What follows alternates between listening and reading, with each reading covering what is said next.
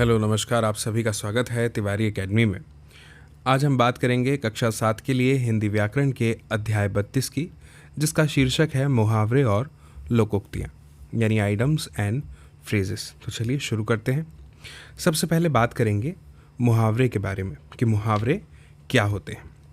तो ध्यान दीजिएगा कि ऐसा कोई भी शब्द समूह जो वाक्य में प्रयोग में तो लाया जाता है, लेकिन सामान्य अर्थ के जगह पर, सामान्य अर्थ के स्थान पर कुछ विशेष अर्थ प्रकट करता है, तब हम कहते हैं कि यहाँ पे मुहावरे का प्रयोग किया गया है।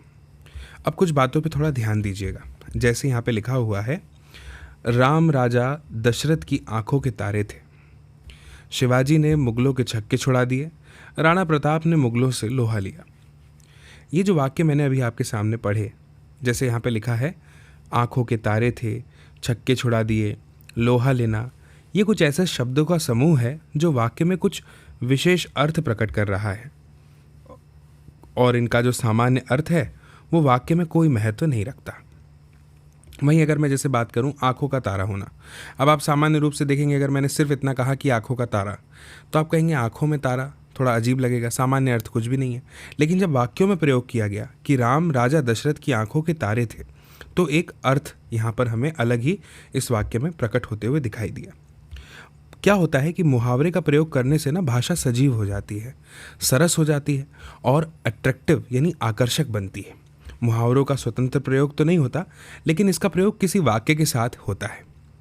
मुहावरों के शब्दों का सामान्य अर्थ नहीं लिया जाता, बल्कि उसका विशेष लाक्षणिक अर्थ होता है जो झलकता है वाक्यों में जिनमें उनका प्रयोग किया गया है। अब कुछ हम प्रचलित मुहावरों पर बात करेंगे, उदाहरण के रूप में उन्हें देखेंगे। ये बहुत ही महत्वपूर्ण है, तो ध्यान से सुनिएगा, और इसी बहाने आपका रिवीजन भी हो जाएगा यदि आपने पहले मुहावरों के बारे में पढ़ा होगा या कुछ मुहावरों को देखा होगा। तो सबसे पहला मुहावरा जो हमारे सामने है वो है अंगूठा दिखाना।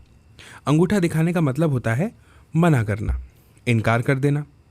अब इसका अगर हम वाक्य में प्रयोग करेंगे तो देखिए, मैंने यहाँ पे एक वाक्य में प्रयोग किया है कि मित्र समझकर मैंने राम से सहायता मांगी, किंतु उसने अंगूठा दिखा दिया।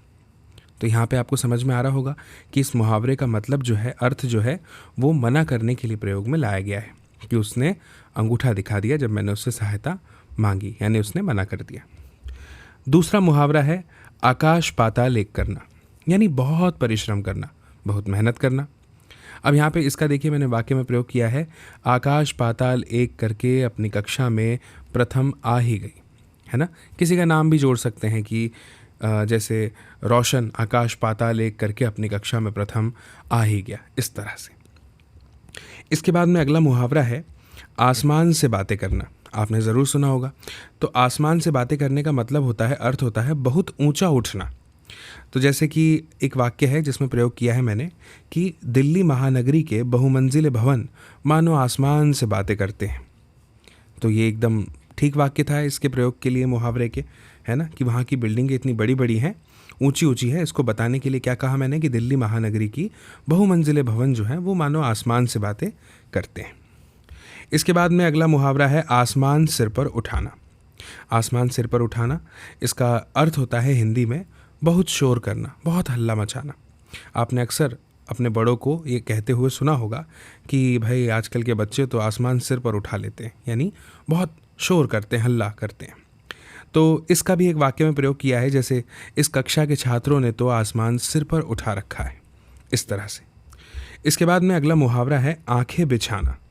इसका हिंदी में अर्थ होता है सत्कार करना, यानी सम्मान करना। तो इसका वाक्य में प्रयोग कैसे कर सकते हैं? कोई भी वाक्य ले सकते हैं, जैसे गांधी जी जहाँ भी जाते थे जनता उनके लिए आंखें बिछाए खड़ी रहती थी, ऐसा आप कह सकते हैं। इसके बाद में अगला मुहावरा है अपना सा मुंह लेकर रह जाना। इसका सीधा सा अर्थ होता है लज्जित होना, शर्मसार होना। अब इसका अगर वाक्यों में प्रयोग करेंगे तो कैसे कर सकते हैं कि ओलंपिक खेलों में भारतीय खिलाड़ी अपना सा मुंह लेकर रह गए। इसके बाद में अगला मुहावरा है अपना उल्लू सीधा करना। अपना उल्लू सीधा करना मतलब क्या होता है? इसका अर्थ है अपना मतलब निकालना, है ना, जो स्वार्थी लोग होते हैं। तो जैसे वाक्य में प्रयोग कैसे करेंगे कि उसने तुम जैसे अमीर व्यक्ति से इसलिए दोस्ती की जिससे वह अपना उल्लू सीधा कर सके। यहाँ पे इसका अर्थ स्पष्ट हो जाता है। फिर अगला मुहावरा है अपने मुंह मियाँ मिट्ठू बनना, यानी अपनी प्रशंसा खुद करना, खुद ही अपनी तारीफ करना।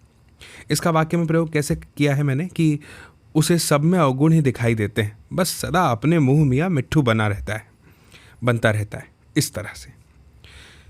अगला मुहावरा है आंखें खुलना। आंखें खुलने का अर्थ होता है होश आना। तो अब देखिए इसका वाक्य में प्रयोग कैसे कर सकते हैं हम कि जब मित्र को अपनी आंखों से बेईमानी करते हुए देख लिया तब राकेश की आंखें खुली, यानी तब राकेश को होश आया। इसके बाद में अगला मुहावरा है आंखों से गिरना। इसका अर्थ होता है सम्मान नष्ट होना। तो अगर इसका वाक्य में प्रयोग करना हो तो किस प्रकार से कर सकते हैं हम कि परीक्षा में नकल करते हुए पकड़े जाने पर राजेश सभी की आंखों से गिर गया। यानी जैसे ही वह नकल करते हुए परीक्षा में पकड़ा गया तो वैसे ही क्या हुआ, सभी की आंखों से वो गिर गया, यानी इसका जो सम्मान था वो नष्ट हो गया। फिर अगला मुहावरा है आग बबूला होना। आग बबूले होने का मतलब क्या होता है, क्रोध से भर जाना। तो अगर हम देखें तो इसका वाक्य में प्रयोग कैसे होगा कि पता नहीं मनोज को क्या हो गया है, छोटी छोटी बात पर आग बबूला हो जाता है। तो यहाँ पे इसका अर्थ हमें देखने में आ जाता है स्पष्ट रूप से। फिर अगला वाक्य है आगे पीछे करना।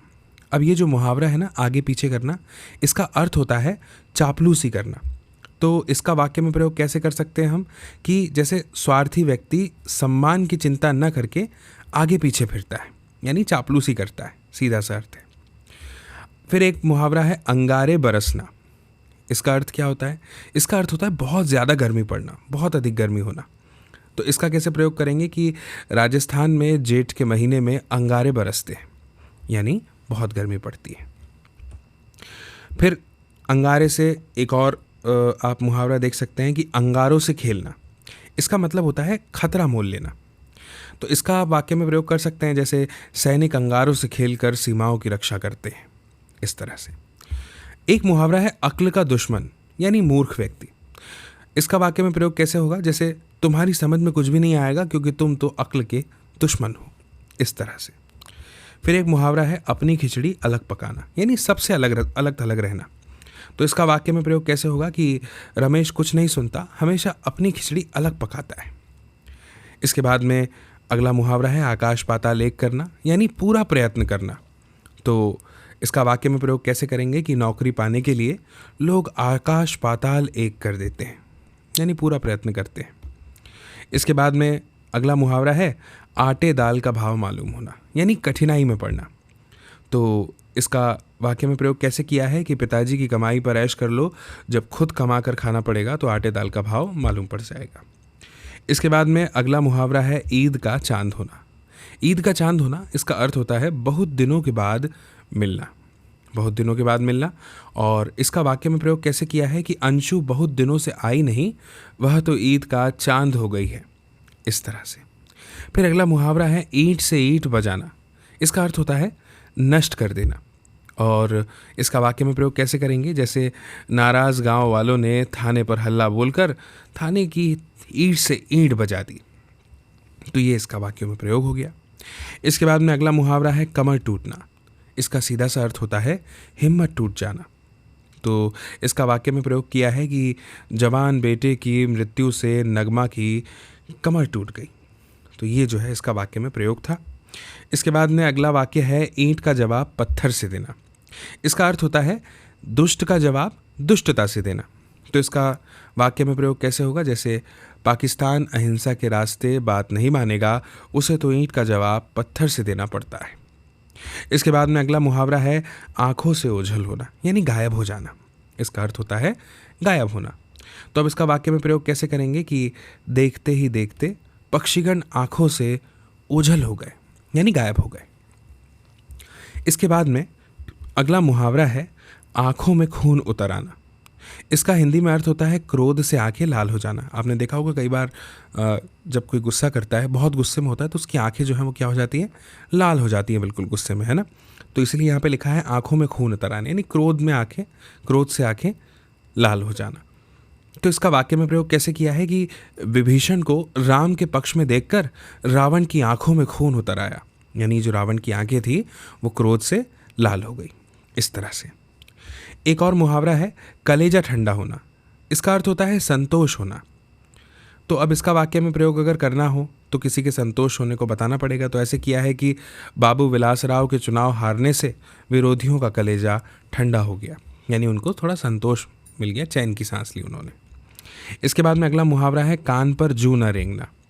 अब कान पर जूं न रेंगना, इसका अर्थ होता है असर ना होना।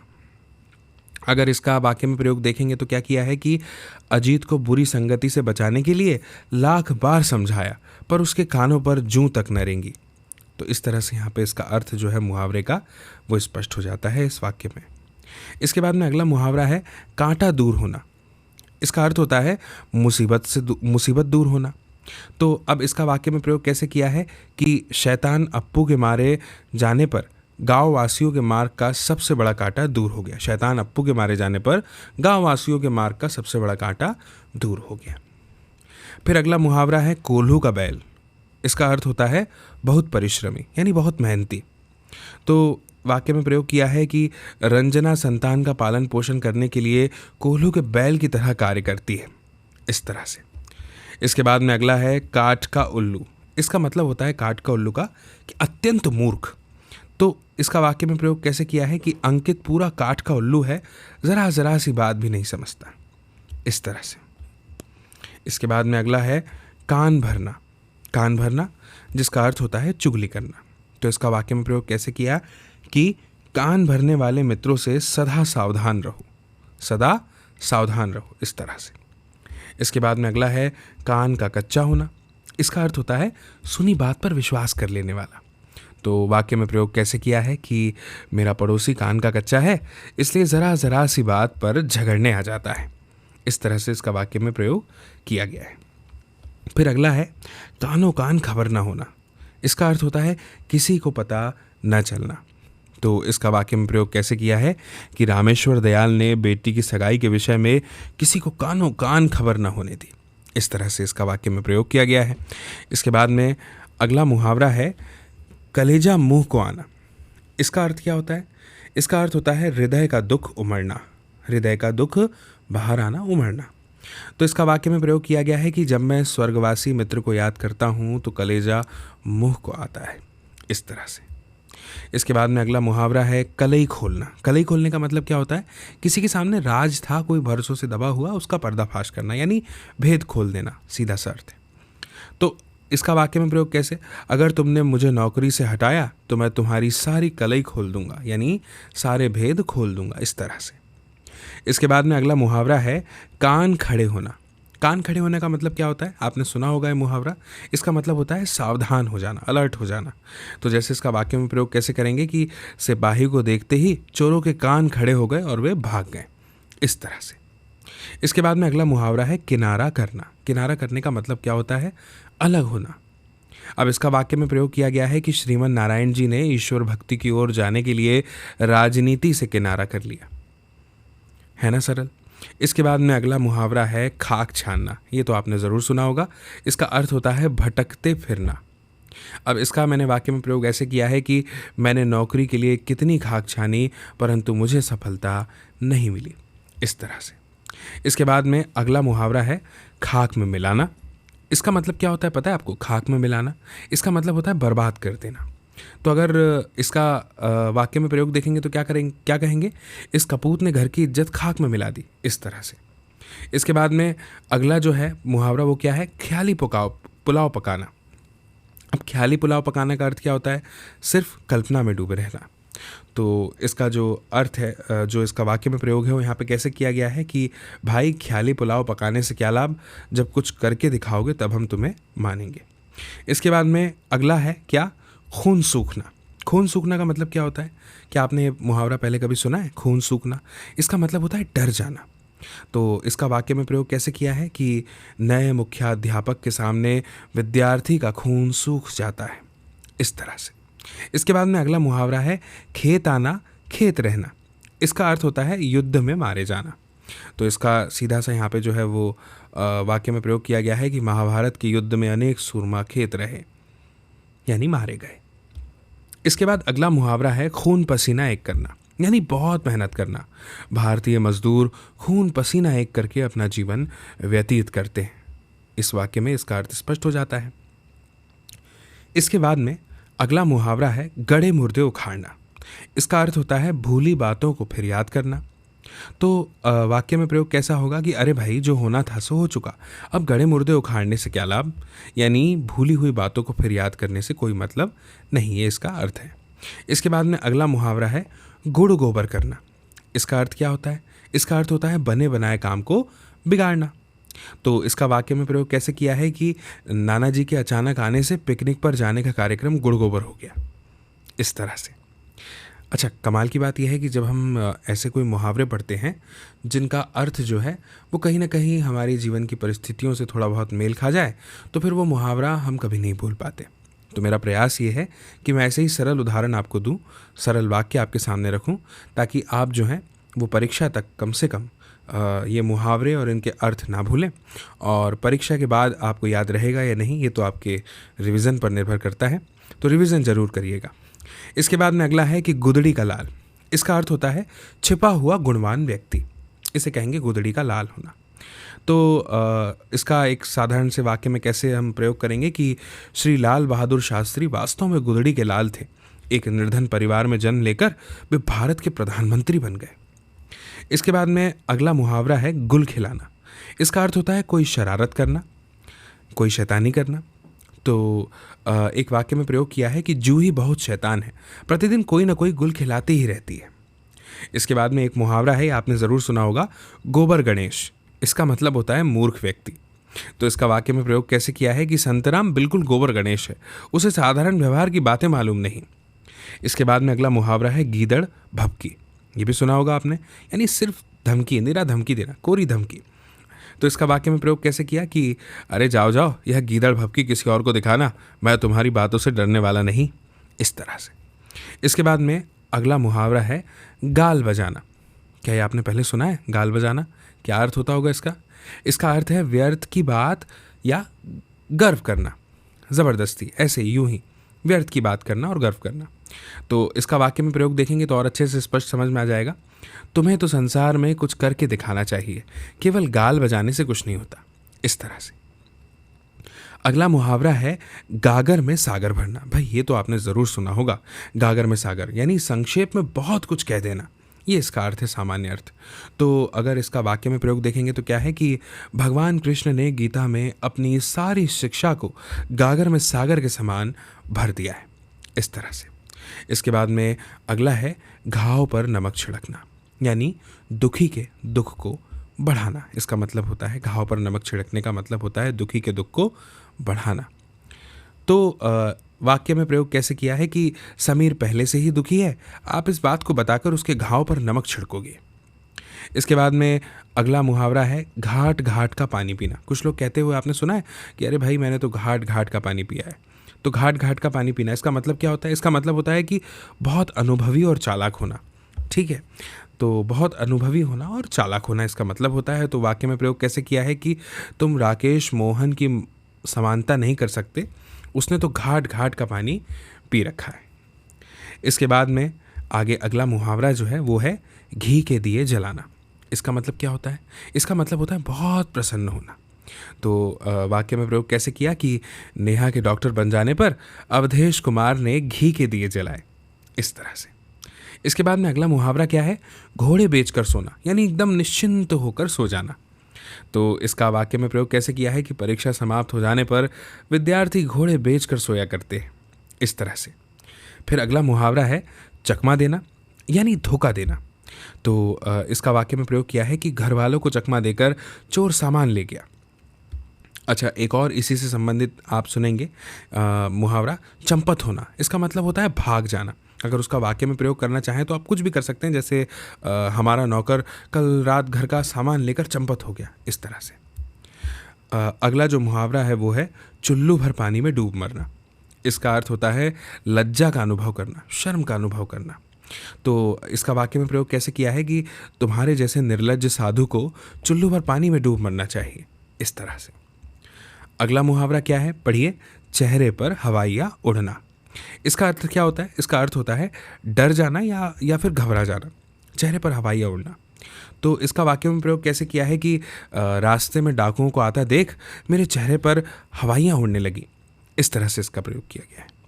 इसके बाद में अगला मुहावरा है चार चांद लगाना, जिसका अर्थ होता है शोभा बढ़ाना।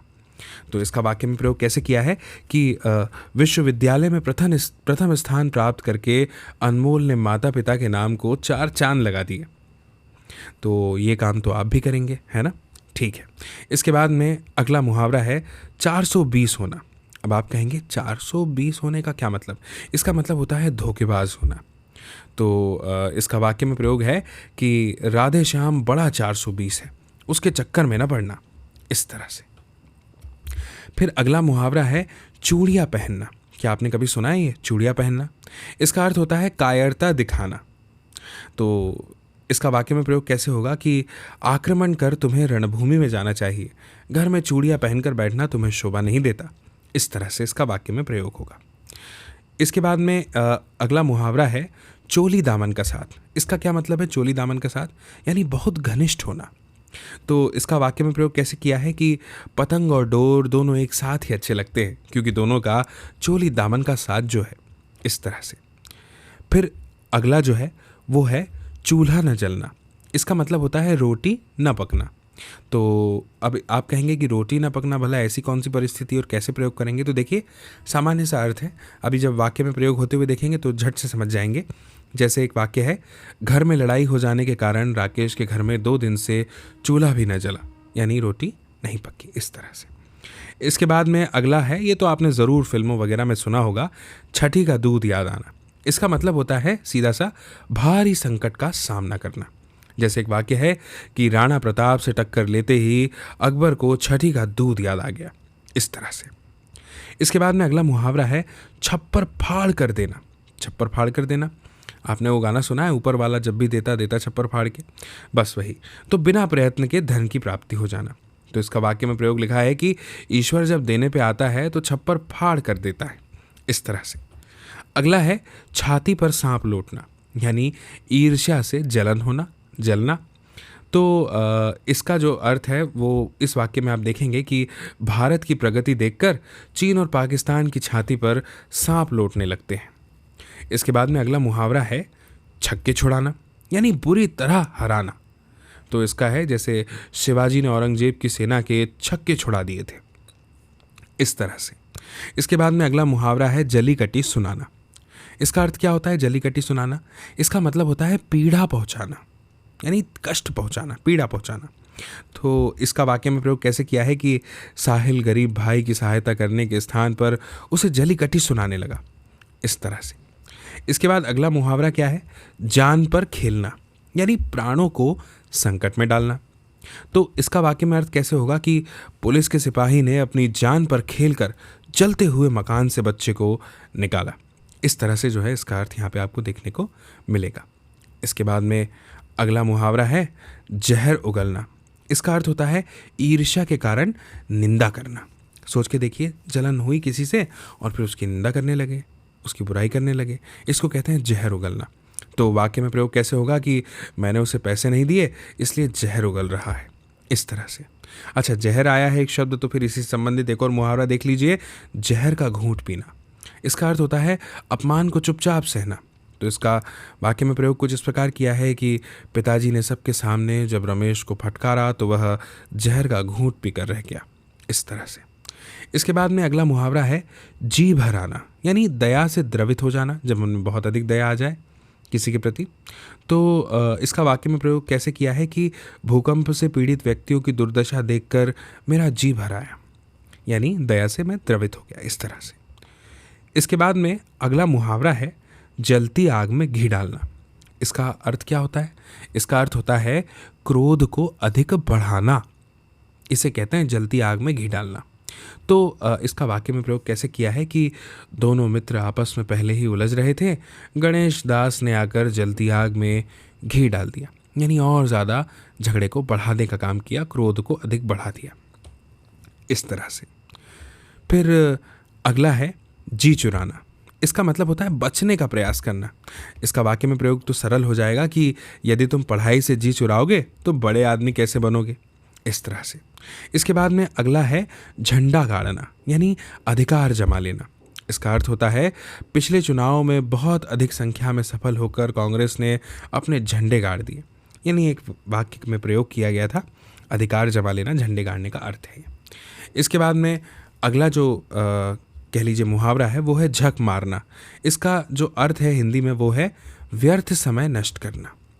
तो इसका प्रयोग कैसे किया है कि छुट्टी के दिन घर बैठकर झक मारने से अच्छा है बाहर निकलकर कहीं सैर करें, इस तरह से। इसके बाद में अगला है टस से मस ना होना, यानी ज़रा भी ना हिलना। इसका अर्थ है कि नेहा इतनी ज़िद्दी लड़की है कि अपने माँ के समझाने पर भी टस से मस नहीं हुई, इस तरह से। इसके बाद में अगला मुहावरा है टांग अड़ाना। टांग अड़ाने का मतलब होता है दखल देना। कई बार आपने दोस्तों को कहा होगा, अरे तू बीच में टांग मत अड़ा यार, है ना, इस तरह से। तो इसका वाक्य में प्रयोग कैसे किया कि तुम मेरे काम में क्यों टांग अड़ा रहे हो, इस तरह से। इसके बाद में अगला मुहावरा है टेढ़ी खीर। इसका अर्थ होता है अति कठिन। तो अति कठिन यानी टेढ़ी खीर।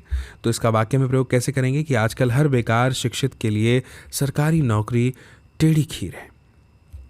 इसके बाद में लिखा है अगला जो मुहावरा है कि टेढ़ी उंगली से घी निकालना। अब टेढ़ी उंगली से घी निकालने का मतलब क्या होता है कि चालाकी से काम लेना, चतुरता से काम लेना। तो इसका वाक्य में प्रयोग कैसे करेंगे कि राकेश बड़ा दुष्ट है अतः बिना टेढ़ी उंगली किए वहाँ से निकलना कठिन है, इस तरह से।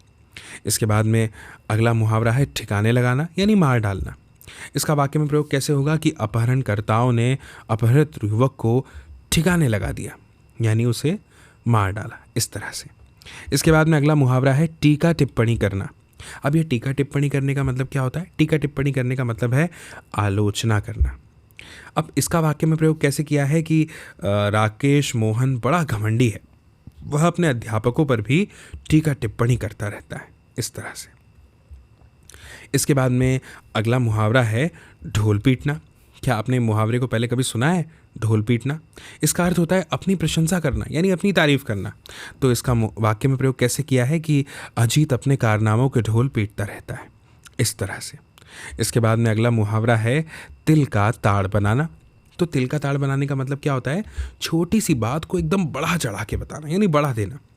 तो इसका वाक्य में प्रयोग कैसे किया है कि समीर ने तिल का ताड़ बनाकर भैया भाभी से झगड़ा करवा दिया, इस तरह से। इसके बाद में अगला है तारे गिनना। तारे गिनना तो आपने ज़रूर सुना होगा। इसका अर्थ होता है प्रतीक्षा करना यानी इंतज़ार करना। तो इसका वाक्य में प्रयोग कैसे किया है कि राजेश बेचारा अपनी पत्नी की याद में तारे गिनता रहता है, इस तरह से। इसके बाद में अगला है तूती बोलना। तूती बोलने का मतलब होता है प्रभाव बढ़ना। तो इसका वाक्य में प्रयोग कैसे है कि आजकल दफ्तर में हेड क्लर्क की तूती बोलती है क्योंकि साहब उसका बहनोई है, इस तरह से। इसके बाद अगला मुहावरा है थाली का बैगन। क्या आपने ये मुहावरा कभी सुना है? थाली का बैगन। इसका अर्थ क्या होता है भला? इसका अर्थ है अस्थिर विचार वाला, यानी जिसके विचारों में स्थिरता नहीं है, उसे आप कहेंगे थाली का बैगन होना। तो इसका वाक्य में प्रयोग देखिए कैसे किया है कि तरुण कभी इस पार्टी में तो कभी उस पार्टी में, वह तो सचमुच थाली का बैगन है, इस तरह से। फिर अगला मुहावरा है दम भरना। दम भरने का मतलब होता है दावा करना। तो अब इसका वाक्य में प्रयोग कैसे किया है कि राकेश दिन रात मेरी मित्रता का दम भरता है मगर समय पर काम नहीं आता, ये। इसके बाद में अगला है दम लेना। अब दम भरना में तो ठीक है दावा करना, लेकिन दम लेना में क्या होगा? दम लेना में होगा विश्राम करना। तो अब इसका वाक्य में प्रयोग कैसे है कि मुझे ज़रा दम तो ले लेने दो, फिर मैं तुम्हारा काम भी कर दूंगा, इस तरह से। इसके बाद में अगला मुहावरा है दंग रह जाना। दंग रह जाने का मतलब तो आपको पता ही होगा, आश्चर्यचकित होना। तो इसका जो वाक्य में प्रयोग है वो कैसे किया है यहाँ पे कि छोटे से बालक की बातें सुनकर मैं तो दंग रह गया यानी आश्चर्यचकित हो गया, इस तरह से। फिर अगला मुहावरा है दाल गलना यानी इच्छा पूरी होना। आज के युग में बिना रिश्वत दिए कहीं भी दाल नहीं गलती, ये एक वाक्य में प्रयोग कर दिया हमने। अब दाल से एक और मुहावरा पढ़ लीजिए, दाल में काला होना। दाल में काला होने का मतलब क्या होता है? कुछ गड़बड़ होना। तो इसका वाक्य में प्रयोग कैसे करेंगे आप कि पुलिस द्वारा पूछताछ करने पर जब रंजीत और अजीत एक दूसरे का मुंह देखने लगे तो पुलिस वाले समझ गए कि दाल में ज़रूर कुछ काला है, इस तरह से। इसके बाद में अगला मुहावरा है दुम दबाकर भाग जाना। इसका मतलब होता है डर कर भाग जाना। सीधी सी बात है, दुम दबाकर भाग जाने का मतलब होता है डर कर भाग जाना। तो इसका वाक्य में प्रयोग कैसे होगा? पुलिस को आता देखकर शराबी दुम दबाकर भाग गए, इस तरह से। इसके बाद में अगला है दांतों तले उंगली दबाना। इसका मतलब होता है हैरान रह जाना। तो इसका जो वाक्य में प्रयोग है वो कैसे करेंगे हम कि हाथों के स्थान पर पैरों से चित्र बनाते समर को देखकर लोगों ने दांतों तले उंगली दबा ली, इस तरह से। इसके बाद में अगला जो मुहावरा है वो है धाक जमाना। क्या आपने ये सुना है पहले कभी, धाक जमाना? इसका मतलब होता है प्रभाव जमाना। तो इसका वाक्य में प्रयोग भी कुछ ऐसे ही किया है कि पहलवान शक्तिलाल ने गुंडागर्दी से पूरे क्षेत्र में अपनी धाक जमा रखी है, यानी अपना प्रभाव जमाया हुआ है, इस तरह से। इसके बाद अगला मुहावरा है धूप में बाल सफ़ेद करना।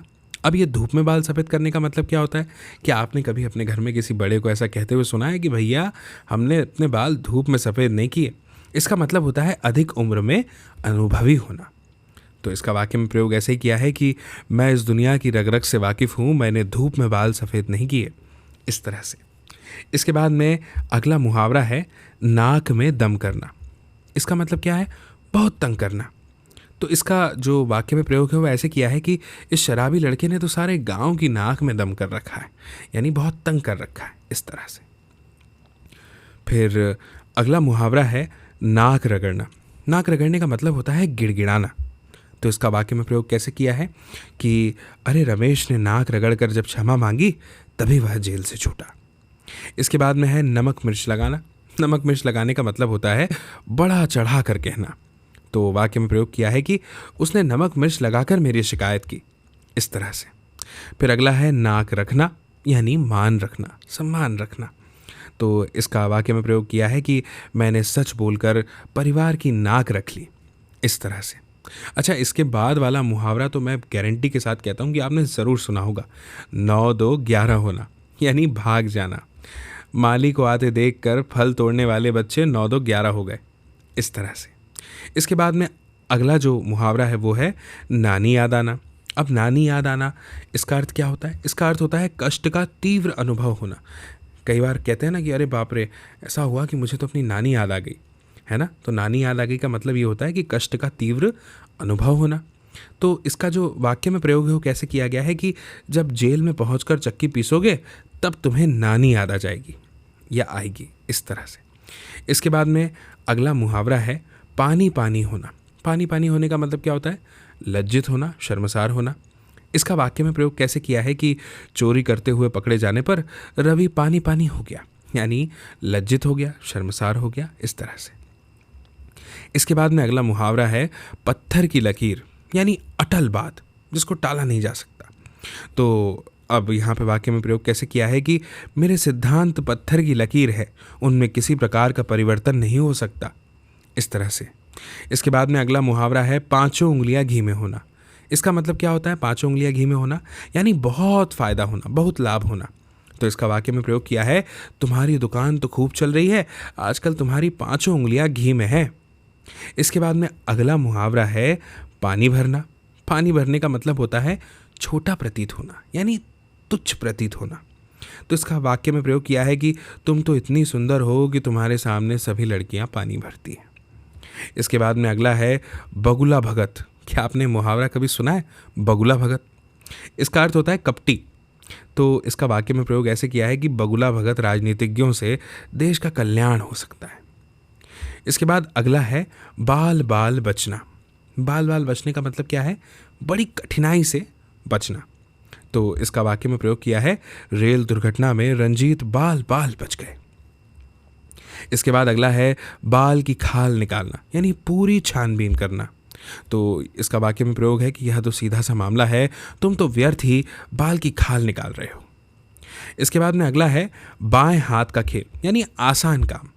तो इसका वाक्य में प्रयोग कैसे किया है कि पेड़ पर चढ़ना तो मेरे बाएं हाथ का खेल है। इसके बाद में अगला मुहावरा है बाल बांका न होना। बाल बांका न होना मतलब क्या होता है? इसका मतलब होता है कोई भी हानि नहीं पहुंचना। तो इसका वाक्य में प्रयोग कैसे किया है कि जिसका ईश्वर रक्षक होता है उसका कभी बाल भी बांका नहीं होता। इसके बाद में अगला जो मुहावरा है वो है बंदर घुड़की। अब ये बंदर घुड़की मतलब क्या होता है? केवल धमकी देना, यानी भारत पाकिस्तान की बंदर घुड़कियों से डरने वाला नहीं है। इसके बाद में अगला है मक्खियाँ मारना। तो मक्खियाँ मारना, इसका अर्थ क्या होगा? इसका अर्थ होता है निकम्मे रहकर समय बिताना। तो उसका वाक्य में प्रयोग ऐसे किया है कि आजकल इतनी मंदी है कि अधिकांश दुकानदार दिन भर मक्खियाँ मारते हैं। इसके बाद में अगला मुहावरा है भाड़े का टट्टू, यानी रुपयों के लिए काम करना। राजेश्वर भाड़े का टट्टू है, उसे बस रुपयों से मतलब है, यानी जो रुपए देगा वो उसकी तरफ, ऐसा। इसके बाद है माई का लाल। माई का लाल होना यानी बहादुर की बात हो रही है, बहादुर होना। तो अब इसका वाक्य में प्रयोग कैसे किया है कि है कोई माई का लाल जो अखाड़े में सोनी लाल को हरा सके, इस तरह से। इसके बाद में अगला मुहावरा है मुंह की खाना। मुंह की खाने का मतलब होता है पराजित होना, हार जाना। तो एक वाक्य में प्रयोग किया है कि ईमानदार और सच बोलने वाले मनुष्य को आज की दुनिया में मुंह की खानी पड़ती है, यानी पराजित होना पड़ता है। इसके बाद अगला मुहावरा है मुंह लगना। मुंह लगने का अर्थ है चापलूसी करना। तो इसका वाक्य में प्रयोग कैसे किया है कि हर समय अपने अफसरों के मुंह लगना भी अच्छा नहीं होता, इससे कभी बहुत हानि हो सकती है। इसके बाद में अगला है मन रखना। मन रखने का मतलब होता है इच्छा पूरी करना। इसका वाक्य में प्रयोग किया है बेटी का मन रखने के लिए रीता ने हलवा बना दिया। इसके बाद अगला मुहावरा है लोहे के चने चबाना। लोहे के चने चबाना, इसका मतलब होता है बड़ी कठिनाई से बचना।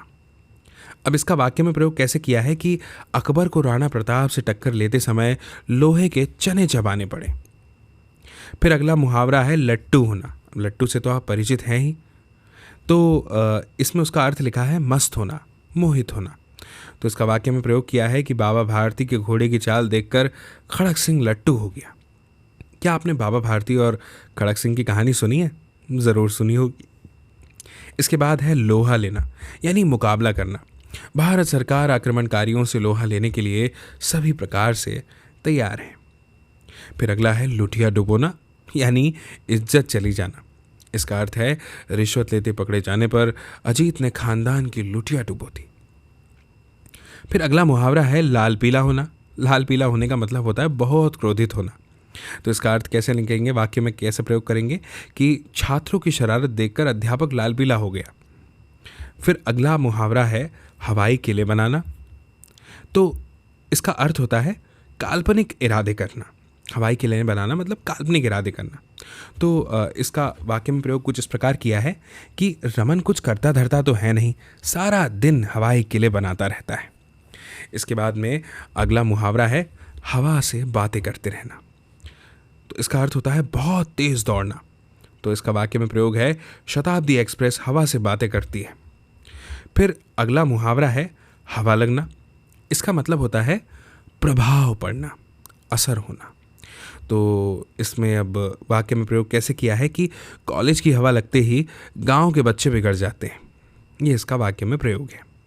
फिर अगला है हाथ पसारना, यानी अर्थ है भीख मांगना। तो इसका वाक्य में प्रयोग कैसे है कि जब भी देखो रंजीत 2-4 पैसों के लिए सबके सामने हाथ पसारता रहता है। फिर अगला है हाथ साफ करना। इसका मतलब क्या होता है चुरा लेना। तो इसका वाक्य में प्रयोग कैसे किया है कि अरे किसी ने मेरी जेब पर ही हाथ साफ कर डाला, इस तरह से। इसके बाद में अगला मुहावरा है हाथ पांव फूलना। इसका मतलब होता है घबरा जाना। क्या आपने कभी ये मुहावरा सुना है, हाथ पांव फूलना? तो इसका अर्थ ऐसे है कि नकल करते पकड़े जाने पर अंकिता के हाथ पांव फूल गए, ये इसका अर्थ है। इसके बाद अगला है मुहावरा हौसले बुलंद होना। इसका मतलब क्या होता है? इसका मतलब होता है अत्यंत उत्साह होना। तो इसका वाक्य में प्रयोग ऐसे किया है कि कारगिल युद्ध के दौरान भारतवासियों के हौसले बुलंद थे। इसके बाद में अगला मुहावरा है हाथ तंग होना। हाथ तंग होने का मतलब क्या होता है? धन की कमी होना। तो इसका वाक्य में प्रयोग कैसे किया है कि इस महंगाई के युग में सबके हाथ तंग रहते हैं। इसके बाद में अगला है हाथ मलना। हाथ मलने का मतलब होता है पछताना। इसका वाक्य में प्रयोग कुछ ऐसे किया है कि व्यापार में अवनीश को अपना भागीदार बनाकर मैं हाथ मल रहा हूँ। अच्छा बताइए, क्या आपने इस मुहावरे के बारे में सुना है, हाथ पीले करना? इसका मतलब होता है विवाह करना। संदीप ने उधार लेकर किसी तरह अपनी लड़की के हाथ पीले कर दिए। अच्छा, आपको हमारे इस अध्याय का नाम याद है ना? हम मुहावरे और लोकोक्तियों की बात करेंगे। तो ये तो सिर्फ मुहावरे थे, अब बात करते हैं लोकोक्तियों की। तो देखिए क्या होता है, कुछ वाक्यों को पहले देख लेते हैं, है ना, ताकि समझ में आ जाए। खोदा पहाड़ निकली चुहिया, घर का भेदी लंका ढाए, जिसकी लाठी उसकी भैंस। अब ये वाक्यों में ना जीवन की या कुछ अनुभवजन्य समझ लीजिए कुछ सत्य बातें कही गई है, और बोलते समय अक्सर लोग इसका प्रयोग करते हैं और इससे मिलती जुलती दशा पर व्यंग करते हैं, हंसी मजाक करते हैं और उससे शिक्षा लेते हैं यानी सीख लेते हैं। तो जनसाधारण में, सामान्य लोगों में प्रचलित जो कहावतें हैं उन्हीं को हम लोकोक्तियाँ कहते हैं। और कुछ बातें थोड़ी सी जान लीजिए। लोकोक्तियाँ जो है ना वो मुहावरे की तरह ही विशेष अर्थ प्रकट करती हैं, लेकिन दोनों में बुनियादी फर्क है। लोकोक्तियाँ वाक्यांश नहीं होती, मुहावरे की तरह वाक्यकांश नहीं होती, एक संपूर्ण वाक्य होती है। इसके बाद में अपने कथन पर बल देने के लिए यानी जोर देने के लिए लोकोक्तियों का प्रयोग किया जाता है, और लोकोक्ति का प्रयोग करने से भाषा में सजीवता आती है, वो आकर्षक बनती है। तो एक काम करते हैं, कुछ लोकोक्तियों को समझते हैं, पढ़ते हैं, ध्यान में रखेंगे। जैसे कुछ प्रचलित लोकोक्तियों की बात करेंगे। एक है आम के आम गुठलियों के दाम, सुना है आपने? इसका मतलब होता है दोहरा फायदा होना। इसके बाद एक और लोकोक्ति आपने सुनी होगी, अधजल गगरी छलकत जाए। इसका मतलब होता है कि थोड़ा प्राप्त होने पर, थोड़ा हासिल होने पर जब घमंड हो जाता है ना किसी को, तब हम कहते हैं कि अधजल गगरी छलकत जाए। इसके बाद है अब पछताए होत क्या जब चिड़िया चुग गई खेत। इसका मतलब क्या होता है? कभी सुनी आपने ये लोकोक्ति? इसका मतलब होता है कि काम का समय बीत जाने पर पछताने से क्या लाभ, अब तो हो गया। इसके बाद में है आँख का अंधा और नाम नयन सुख, यानी गुण के विपरीत नाम, जो गुण है ही नहीं उसके मतलब उसका नाम रख दिया। इसके बाद में अगली लोकोक्ति है अकेला चना भार नहीं फोड़ सकता।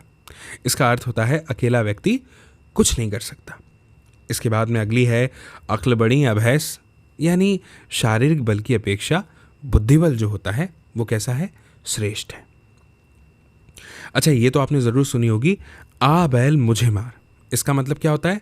यानी खुद विपत्ति को बुलाना, स्वयं विपत्ति को बुलाना, आमंत्रण देना। इसके बाद में है अंधों में काना राजा। इसका मतलब होता है मूर्खों में थोड़ा सा बुद्धिमान अगर कोई है तो वही राजा होगा, यानी मूर्खों में थोड़ा बुद्धिमान। इसके बाद अगली लोकोक्ति है एक पंथ दो काज। इसका अर्थ क्या होता है? एक पंथ दो काज का, एक समय में दो कार्य की सिद्धि, इसी को कहेंगे एक पंथ दो काज। एक लोकोक्ति है उल्टा चोर कोतवाल को डांटे। इसका अर्थ क्या होता है? इसका अर्थ होता है गलती होते हुए भी ना मानना और उल्टा दूसरे को कहना। इसके बाद में अगली लोकोक्ति है ऊंची दुकान फीका पकवान। इसका मतलब क्या होता है? इसका मतलब होता है बड़ा दिखावा पर भीतर से खोखला। आगे है एक अनार 100 बीमार, यानी एक चीज़ के अनेक ग्राहक। फिर एक लोकोक्ति ऐसी भी है कि कंगाली में आटा गीला, यानी मुसीबत में और मुसीबत आ पड़ना। इसके बाद है कहाँ राजा भोज कहाँ गंगू तेली। ये तो सुना होगा आपने। इसका अर्थ होता है बराबर के ना होना। फिर एक है खोदा पहाड़ और निकली चूहिया, यानी प्रयत्न बहुत किया और लाभ बहुत कम के बराबर, तब हम कहते हैं। अच्छा, कभी ऐसा होता है ना कि आपस की फूट होने से हानि हो जाती है, नुकसान हो जाता है। ऐसे समय के लिए एक लोकोक्ति बोलते हैं कि घर का भेदी लंका ढाए, यानी जब आपसी फूट की वजह से नुकसान हो। अच्छा, कभी ऐसी परिस्थिति बने कि अपनी बुराई न दिखे, ऐसा तो अक्सर होता है, खुद की बुराई कहाँ किसी को दिखाई देती है, तो वहाँ पर लोकोक्ति होती है कि चिराग तले अंधेरा होना। कभी ऐसी परिस्थिति हो कि दोषी को दोष प्रकट होने की आशंका रहती है कि उसका दोष दिखाई दे जाएगा, यानी दिखाई दे सकता है, तो तब कहेंगे चोर की दाढ़ी में तिनका। या अपनी योग्यता से अधिक बात करना, कभी सुना है आपने? तो कहेंगे छोटा मुंह और बड़ी बात। फिर अगली लोकोक्ति है छछुंदर के सिर पर चमेली का तेल। इसका मतलब क्या होता है? कि अयोग्य के लिए अच्छी वस्तु का प्रयोग होना। इसके बाद में अगला है जैसा देश वैसा भेष, यानी परिस्थिति के अनुसार कार्य करना चाहिए, ये इसका अर्थ है। फिर अगली है जिसकी लाठी उसकी भैंस। इसका मतलब तो आपको पता ही होगा कि बलवान सब कुछ कर लेता है। इसके बाद है जैसी करनी वैसी भरनी, यानी जैसा कार्य करेंगे वैसा फल मिलेगा। फिर अगली है कि डूबते को तिनके का सहारा। ये तो सुना ही होगा आपने, यानी असहाय के लिए थोड़ी सहायता भी बहुत है, थोड़ी सी सहायता भी बहुत है। इसके बाद है तुम डाल डाल मैं पात पात, यानी किसी की चाल को अच्छी तरह से जानना। फिर है दोनों हाथ लड्डू, यानी हर तरह से लाभ, यानी हर तरह से फायदा। इसके बाद है दाल भात में मूसल चंद्र। इसका मतलब होता है बिना मतलब के दखल देना। फिर अगली लोकोक्ति है दूर के ढोल सुहाने लगना, यानी दूर का ढोल सुहावना, मतलब दूर से कोई भी चीज़ अच्छी लगती है। इसके बाद में अगली लोकोक्ति है धोबी का कुत्ता न घर का न घाट का, यानी कहीं का न रहना। अगली है भैंस के आगे बीन बजाना, यानी मूर्ख के सामने गुणों का बखान व्यर्थ है। फिर अगली है मियाँ की दौड़ मस्जिद तक, यानी सीमित क्षेत्र तक ही आना जाना होना। फिर अगली लोकोक्ति है मान न मान मैं तेरा मेहमान, यानी बिना मतलब किसी पर भार डालना। एक और लोकोक्ति है, आपने सुनी क्या, मुंह में राम बगल में छुरी, मतलब कपट का आचरण करना, छल का। इसके बाद है सब धन 12 पसेरी। क्या आपने सुना है इसके बारे में, सब धन 12 पसेरी? इसका अर्थ होता है अच्छे बुरे को एक समझना। इसके बाद है सांप मरे न लाठी टूटे, यानी नुकसान के बिना काम हो जाना। इसके बाद अगली है सस्ता रोए बार बार महंगा रोए एक बार। इसका अर्थ होता है सस्ती वस्तु खरीद कर रोज परेशान होना। फिर अगली है 100 सुनार की 1 लोहार की। इसका अर्थ होता है कमज़ोर के अनेक प्रहारों का मुकाबला बलवान एक प्रहार से कर लेता है। बात ठीक भी है। फिर अगली है होनहार बिरवान के होत चिकने पात, यानी बड़े लोगों के शुभ लक्षण बचपन में ही झलकते हैं। इसके बाद में स्मरणीय तथ्य है, कुछ बातें ध्यान में रखिएगा कि ऐसे शब्द समूह जो वाक्य में प्रयुक्त होने पर सामान्य अर्थ के स्थान पर कुछ विशेष अर्थ प्रकट करते हैं, उन्हें मुहावरे कहते हैं। और कोई पूरा कथन किसी विशेष प्रसंग में उद्धृत किया जाता है तो उसे लोकोक्ति कहते हैं। तो मुझे उम्मीद है कि आपको यह वीडियो ज़रूर पसंद आया होगा और समझ में भी आया होगा। आप ज़रूर इस वीडियो की लिंक को शेयर कीजिएगा अपने दोस्तों के साथ, मित्रों के साथ, सहपाठियों, परिजनों के साथ, ताकि वे लोग भी देख पाएँ इस वीडियो को और समझ पाएँ इस जानकारी को। और एक बात, अगर आप परीक्षा की तैयारी करते हैं, विद्यार्थी हैं, तो रिवीजन करना बहुत ज़रूरी है। कृपया अपनी पढ़ाई लिखाई को ध्यान रखिए और सभी कामों में जो है मन लगता है, मन लगाइए, लेकिन पढ़ाई लिखाई को ज़रूर कीजिए, रोज़ कीजिए, नियमित रूप से कीजिए, क्योंकि जीवन में शिक्षा प्राप्त करना बहुत ज़रूरी है। मेरी आपसे फिर जल्दी मुलाकात होगी अगले नए वीडियो में, नई जानकारी के साथ, नए अध्याय के साथ। और तब तक के लिए आप सभी को मेरा नमस्कार।